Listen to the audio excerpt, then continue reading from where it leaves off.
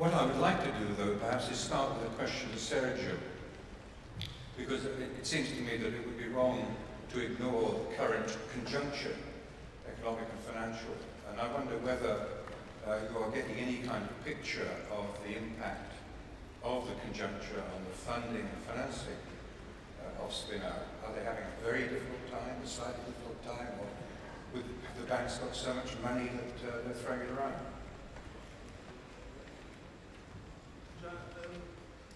John, the problem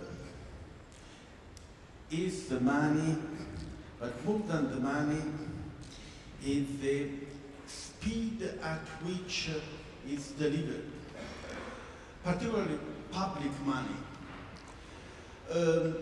In Europe, if you are successful, the time lead between the application and the actual getting the money is at least 2 years. The key feature of the knowledge-based economy is the rapid obsolescence of knowledge. The speed is extremely important. In Israel, the time lead is 2 months.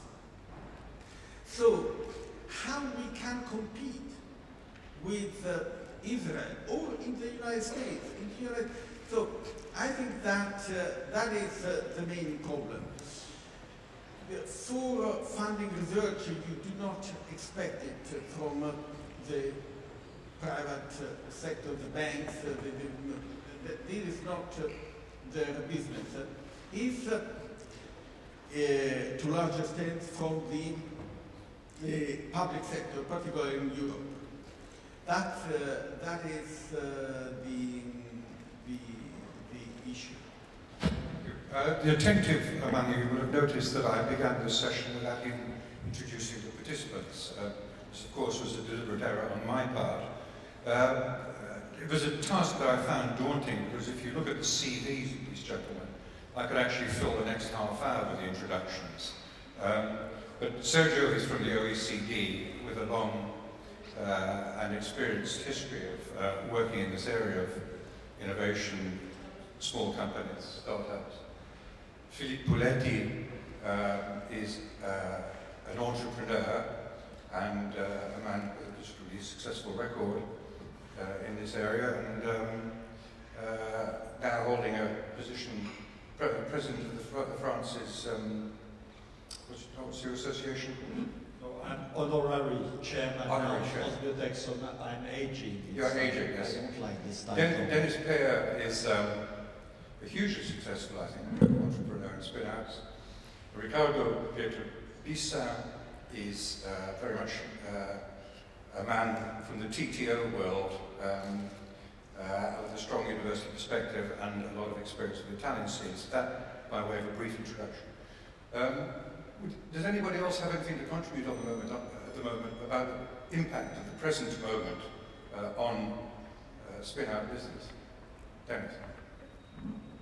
I think one thing which is a bit worrying at this point in time from a funding standpoint, particularly in France, which I know well, is, over the past 10 to 15 years, we've seen the emergence of a true venture capital community with robust funds and seasoned entrepreneurs like my neighbor, starting successful venture funds, and a lot of laws that were facilitating this and helping these funds flourish and succeed.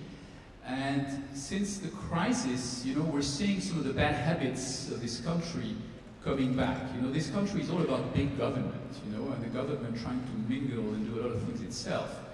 And because of the crisis, there's kind of a thinking currently in the government, which is, the private sector has failed, so we should take over, we should lead the charge, including in the innovation area. And we're seeing the government today mingle in this industry. We're seeing funds, government-controlled funds investing in software companies. We're seeing the government trying to impose very tight constraints on some venture funds, particularly the FCPI. I'm sure you're familiar with this. FCPI are governments, are funds which are getting incentives, tax incentives from the government. They're trying to have them invest within 6 months of the moment they raise capital, which is completely incompatible with the requirement to investigate companies and investment opportunities. So I'm a bit worried about this. I'm worried also about the attitude of the government toward successful entrepreneurship. Another bad habit in France is to overtax successful people and rich people.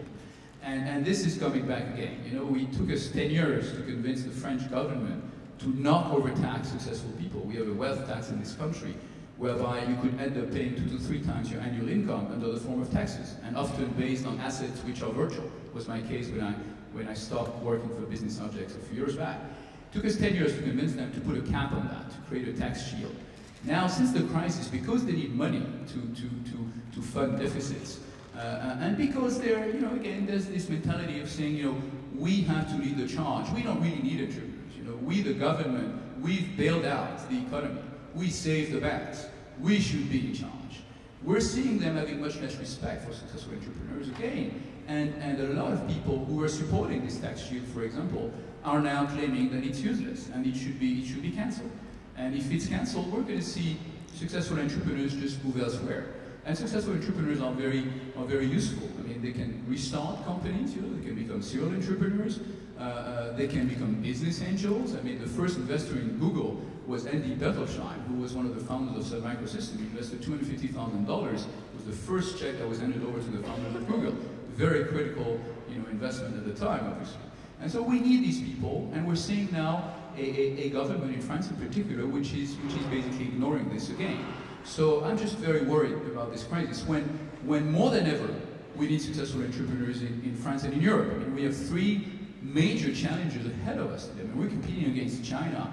I mean, we have to go up the ladder, from a value creation standpoint. We have to create new innovative technology companies to compete against, China, which is manufacturing commodity products. We need entrepreneurs also to succeed at, addressing the global warming, issues. I mean, solutions will come from large companies and government probably, but also from entrepreneurs. We need to fund budget deficits, and there's nothing like successful entrepreneurs and companies to fund, budget deficits. So for all these reasons, we are now in a situation where I'm very worried about an environment which had improved over the past 10 to 15 years and which is all of a sudden declining enormously.